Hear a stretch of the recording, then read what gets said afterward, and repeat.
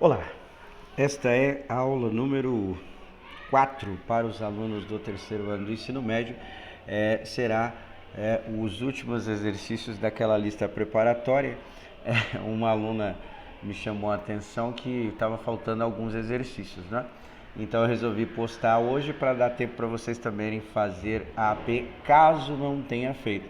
Mas se já tenha feito a AP, a preocupação do conhecimento matemático não é só para realização de provas, sim para compreender as ideias, né?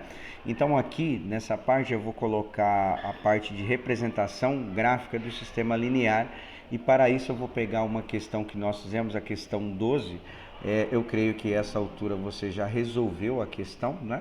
Então eu coloquei novamente o sistema aqui, que era x mais y igual a 15, que era o número de cadeiras, número de mesas de 2 e 4 cadeiras, era igual a 15, e 2x mais 4y igual a 48. Creio que você já tenha resolvido e tenha encontrado que o y é igual a 9, marcada a alternativa lá. Se o y é igual a 9, significa o quê? Que o x mais y igual a 15, sendo o y igual a 9, eu tenho que contar o quanto que falta para chegar no 9, não é? Perdão, de 9, quanto que falta para chegar no 15. Então 9 mais quanto que dá 15, obviamente que é igual a 6, né? Então a solução para esse sistema era o x igual a 6 e o y igual a 9. Na questão, em algumas questões da AP, ele pede só, principalmente as que são aplicadas a problemas, eles pedem só um dos valores, no caso pediu o y, né? Mas o que acontece se eu representar graficamente esse sistema, que é uma das questões que vai cair na AP do terceiro bimestre? Então eu vou sair aqui um pouquinho da apresentação e vou usar o GeoGebra para fazer a representação dele aqui, ó. Então vou colocar o x mais y igual a 15, certo? Então ele traçou uma reta, certo? Desta função, e vou fazer agora 2x mais 4y igual a 48. Então a gente vai perceber que quando a gente termina o gráfico, ele vai ter duas retas. Acho que eu vou mudar a cor aqui, só para ficar um pouquinho melhor. Mas ele vai ter duas retas mostrando o encontro dessas duas equações, né? Que é, no caso aí, vou colocar aqui que eu acho que dá para ver melhor, certo? Bom, então tá lá. E o encontro, aonde que eles se encontram, né? O valor que os dois se encontram. Vou dar um zoom aqui só para a gente poder ver.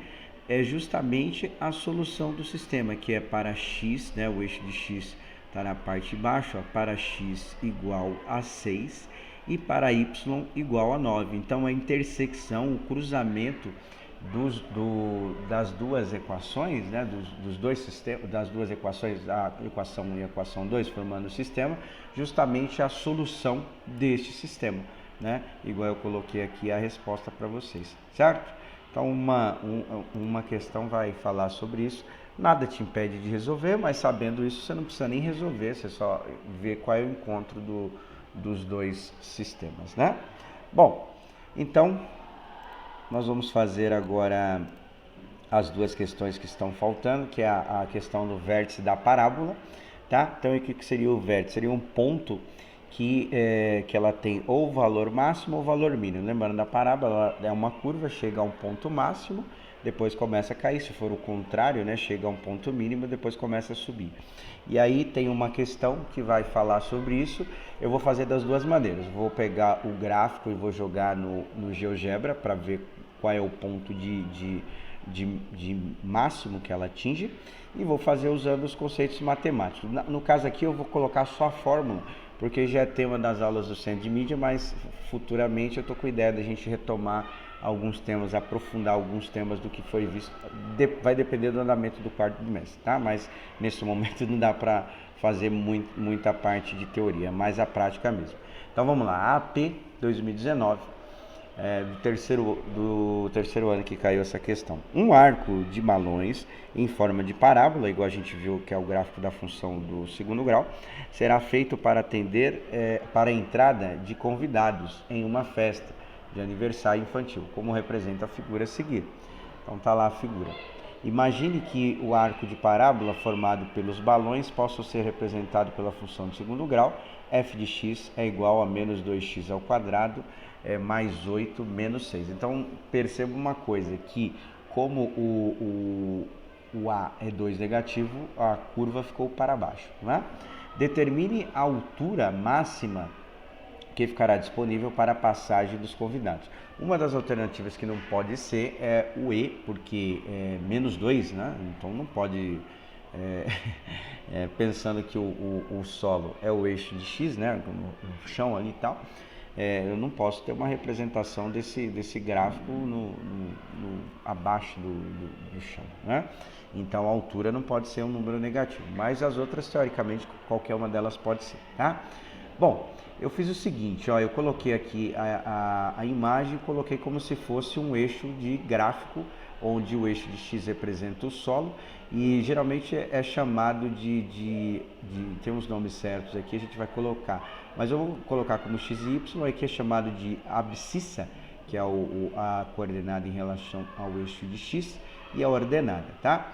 E aí a gente tem um ponto, que é chamado vértice da parábola, que é o ponto de máximo, e esse ponto de máximo ele também tem coordenadas em x e y, ou seja, tem a abscissa e tem a ordenada, né?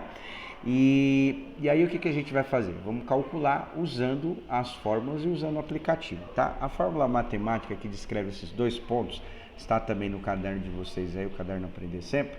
São essas duas fórmulas aqui. A função essa, eu coloquei aqui para a gente lembrar. A função a fórmula para calcular o eixo de x em relação a x é menos b sobre 2a, e em relação ao eixo de y a gente já vai ver, mas identificamos os valores. Então ali é menos b, o b é 8 positivo, o contrário de b seria 8 negativo, 2 vezes o a, então 2 vezes o menos 2. 2 vezes o menos 2 vai dar 4 negativo, certo? 8 negativo que divide 4 negativo dá 2 positivo, certo? Então, esse ponto em relação à coordenada de x é 2 positivo. Aí temos também agora a altura, porque no exercício ele não pede essa informação, ele pede a altura. Então eu coloquei já os dois para vocês darem uma lembrada, mas ele quer saber qual é a altura desse arco para a entrada dos convidados, tá? Então, dito isso, a gente vai fazer usando a fórmula, essa daqui, ó, menos delta sobre 4a, que é uma fórmula usada para calcular as coordenadas do vértice da parábola, tanto do x quanto do y, tá? O delta, ele vem da fórmula de Bhaskara, né? Então eu já coloquei aqui para vocês darem uma lembrada, que é o b ao quadrado menos 4ac. E aí eu vou substituir esse valor e vou resolver matematicamente. Então no lugar do b coloquei o 8, que é lá da função, lembrando que a forma geral da função é ax ao quadrado mais bx mais c, né? Então o b é igual a 8, menos 4 é da fórmula mesmo.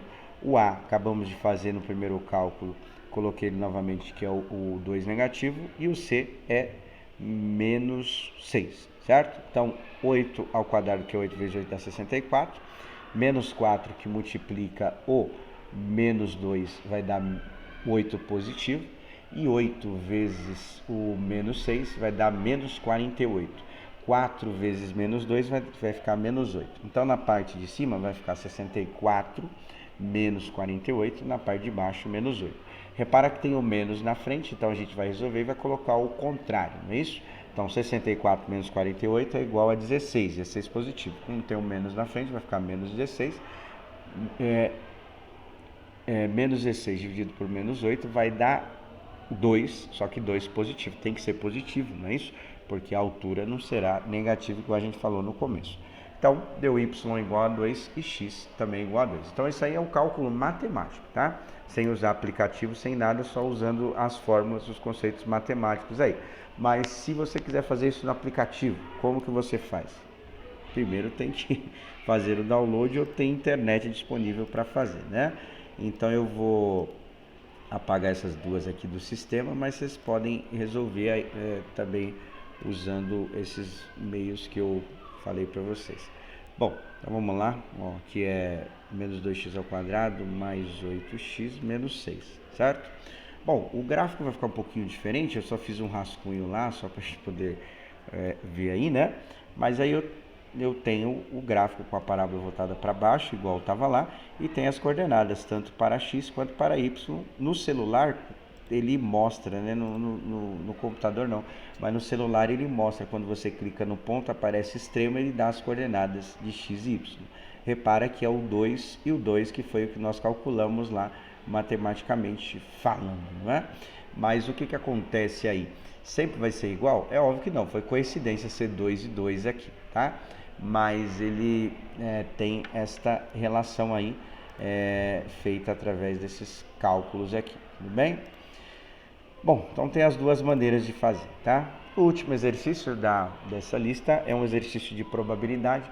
Como veio muitas provas, né? Então tentei fazer o maior leque de conteúdo possível, tanto do terceiro, quanto do segundo, quanto do primeiro. Mas o tema de probabilidade nesta avaliação não veio, mas numa das provas aí que estava aí, veio, né? Essa ideia, por isso que eu coloquei uma questão de probabilidade para a gente dar uma lembrada. Como não veio, fica aí de binge, né? Bônus track.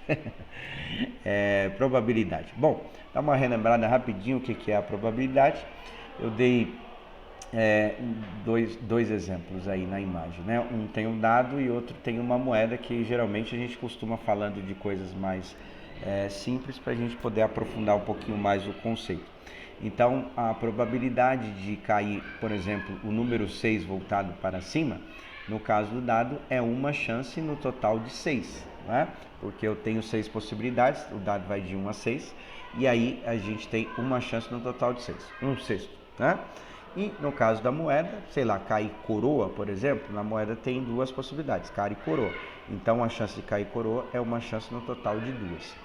Então, probabilidade bem simples, a gente analisa os casos favoráveis e em relação ao total, tá? Então, dessa maneira que a gente faz. Bom, aí tem uma questão que eu coloquei aqui para vocês poderem analisar e dar uma relembrada, que é a questão 11, que é a última que está faltando aí. A AP 2019 caiu esse exercício na AP do segundo ano, que geralmente probabilidade estuda-se no segundo ano. O dodecaedro é um poliedro regular com 12 faces, está lá na figura 1. A figura 2 mostra a planificação do dodecaedro. Dodeca significa 12 e edro faces, né? Então 12 faces. Com uma das suas faces voltada, com as faces numeradas de 1 até 12. Então, é o mais comum dos dados que a gente vê, que o jogo de tabuleiro cai um pouco em desuso, mas a gente tem vários tipos de dados. Tem dado de 8 faces, de 12 faces, que nem o caso aí, 20 faces, né? E a gente está mais acostumado com o dado de 6 faces, que é o mais comum, né? Mas tem muitos jogos, porque com a evolução da tecnologia a gente acabou substituindo os jogos tabuleiro por jogos eletrônicos, não é? Poucas pessoas têm o hábito de jogar jogos de tabuleiro, mas só por curiosidade tem vários tipos de dados, não só o dado com 6 faces. No caso, esse aí é de 12, tá? Bom, aí o que ele pede? Ao lançar esse dodecaedro, a probabilidade, ou seja, a chance de cair um número primo com na face voltada para cima aí está lá as alternativas. Repara que, com exceção da D, todas elas têm a representação na forma de fração, que é a relação da possibilidade disso acontecer em relação ao total, tá? Bom, eu coloquei aqui o seguinte, ó, o espaço amostral, representado pela letra ômega, né, que a gente chama aí, o espaço amostral seria todas as possibilidades, ou seja, eu tenho os números de 1 até 12, são 12 possibilidades, certo? Então, o que nós vamos fazer? Como é o número primo, nós vamos eliminando algumas possibilidades. A primeira é o conceito do número primo, eu ter um número maior que 1, então significa que o 1 não pode ser. Então sobra 11 possibilidades. Aí agora eu vou ver desse conjunto de dados que sobrou, ou seja, dessas 11 possibilidades, qual desses números pode ser um número primo. Eu vou falar de 2 e um que não é dentro do começo, depois você tenta analisar e ver qual é a probabilidade desse resultado acontecer. Mas o 2, além da tabuada do 2, a gente só encontra o 2 na tabuada do 2 mesmo, né? Que é uma maneira de saber se esse número é primo. Só para lembrar, por que o número é chamado de número primo? Ele só tem dois divisores, ou dividir por 2 ou por ele mesmo. Todos os números eu consigo dividir por 2 por ele mesmo, pensando numa divisão exata, mas os outros números, que é chamado de números compostos, eles têm outros divisores, além de 1 e ele mesmo, pensando numa divisão exata também. Então, o 2 a gente só consegue encontrar na tabuada do 2 mesmo, não tem mais nenhuma tabuada, então ele é um número primo. Porque se ele tivesse em outra tabuada, consequentemente, quando eu falo em outra tabuada, o resultado, né, em outra tabuada, eu conseguiria dividi-lo. O 3 é a mesma situação. O 3 a gente só encontra o 3 na tabuada do 3 mesmo, não tem em outra tabuada, né? Diferentemente do 4, o 4, além da tabuada do 4, eu consigo encontrar ele na tabuada do 2.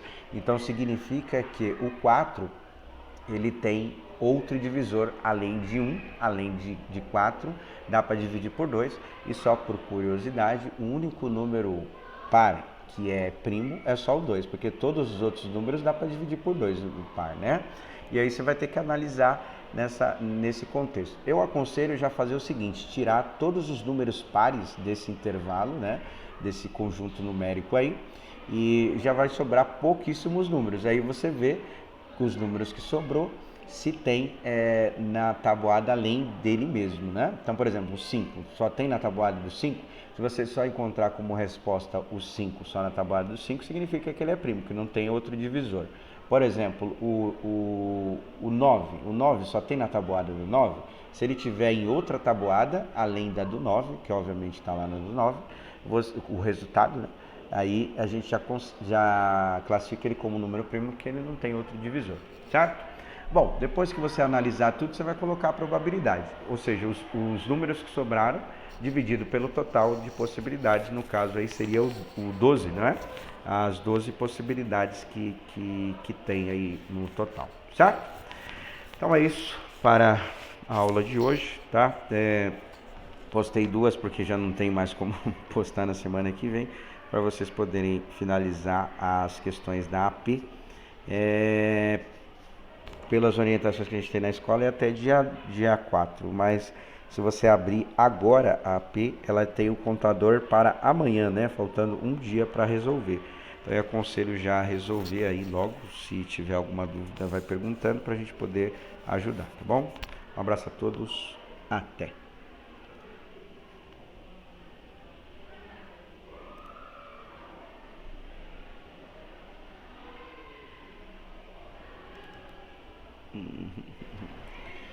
Olá, esta é a aula número... Não acredito nisso.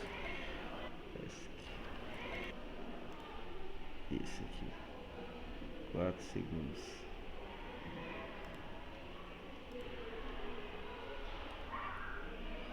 Acredito nisso, não gravou, velho. Que merda.